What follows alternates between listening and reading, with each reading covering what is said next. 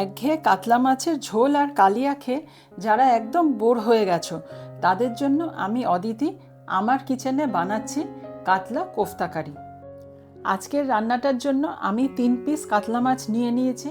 তাতে নুন, হলুদ, গোলমরিচ গুঁড়ো আর কিছুটা লেবুর রস দিয়ে একটু জল দিয়ে ঢেকে আমি মাছটাকে সেদ্ধ করব। মাছ ভালো করে সেদ্ধ হওয়ার জন্য যতটা জল দরকার আমি ঠিক ততটাই কিন্তু জল নেব, কোনো বাড়তি জল যেন মাছ সেদ্ধ হওয়ার পর না থাকে। সেদ্ধ করা মাছটাকে আমি ভালো করে কাটা ছাড়িয়ে এই মাছের সাথে কিছুটা পেঁয়াজ কুচি, কিছুটা কাঁচা লঙ্কা কুচি, স্বাদ মতন লবণ, জিরে গুঁড়ো, গরম মশলা গুঁড়ো, কিছুটা ধনে গুঁড়ো, তারপরে আমি দিয়ে দিলাম হচ্ছে কাশ্মীরি লঙ্কা গুঁড়ো, আর এর সাথে আমি দিয়ে দিচ্ছি কিছুটা কর্নফ্লাওয়ার, ধনেপাতা কুচি, সেদ্ধ করা আলু, ফ্যাটানো ডিম, আদা রসুন বাটা, আর এক্সট্রা বাইন্ডিংয়ের জন্য আমি দিয়ে দিলাম হচ্ছে কিছুটা ব্রেড ক্রাম। ডিমটা আমি দিয়েছি বাইন্ডিংয়ের জন্য, তোমরা চাইলে ডিম না দিয়ে ব্রেড ক্রাম আর কর্নফ্লাওয়ার ইউজ করতে পারো, তবে ডিমটা দিলে এই কোফতার টেস্ট কিন্তু আরও বেড়ে যাবে। এইবার কোফতার শেপ দিয়ে আমি মিডিয়াম ফ্লেমে এই কোফতাগুলোকে হালকা লালচে রং হওয়া পর্যন্ত ভেজে নিচ্ছি। দেখো আমার কোফতাগুলো একদম রেডি হয়ে গেছে। এই কোফতাগুলো কিন্তু গ্রেভিতে না দিয়েও আমরা চায়ের সাথে সার্ভ করতে পারি।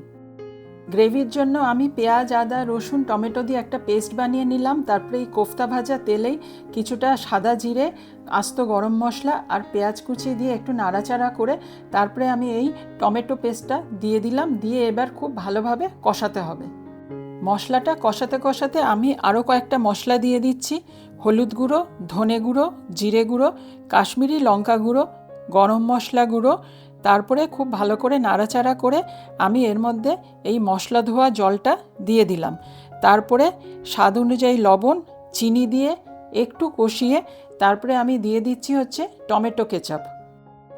ভালোভাবে কষাতে কষাতে যখন তেল ছেড়ে দেবে তখন আমি গ্রেভির জন্য কিছুটা গরম জল দিলাম আর গরম মশলা গুঁড়ো দিয়ে আমি গ্রেভিটা তৈরি করলাম। গ্রেভি কিন্তু খুব পাতলা হবে না, সেই মতনই কিন্তু আমাদের জল দিতে হবে। তারপরে ধীরে ধীরে আমি এই মাছের কোফতাগুলোকে আমি এই গ্রেভিতে দিয়ে দিলাম। দিয়ে তারপরে কয়েকটা কাঁচা লঙ্কা চেরা আর ওপর থেকে কিছুটা ঘি মিশিয়ে দিয়ে আমার এই কাতলা কোফতা কারি একদম রেডি হয়ে গেল। গরম গরম ভাত আর পোলাওয়ের সাথে এই কাতলা কোফতা কারি কিন্তু দারুণ লাগে। দেখো গ্রেভিটা কি দারুণ তৈরি হয়েছে, আর ওপর থেকে কিছুটা আমি ধনেপাতা কুচিও ছড়িয়ে দিলাম। দেখো কতটা নরম তৈরি হয়েছে এই কোফতাগুলো। রেসিপিটা কেমন লাগলো কমেন্টে জানিও। আবার চলে আসবো নতুন কোনো রান্না নিয়ে। আজ তাহলে চলি।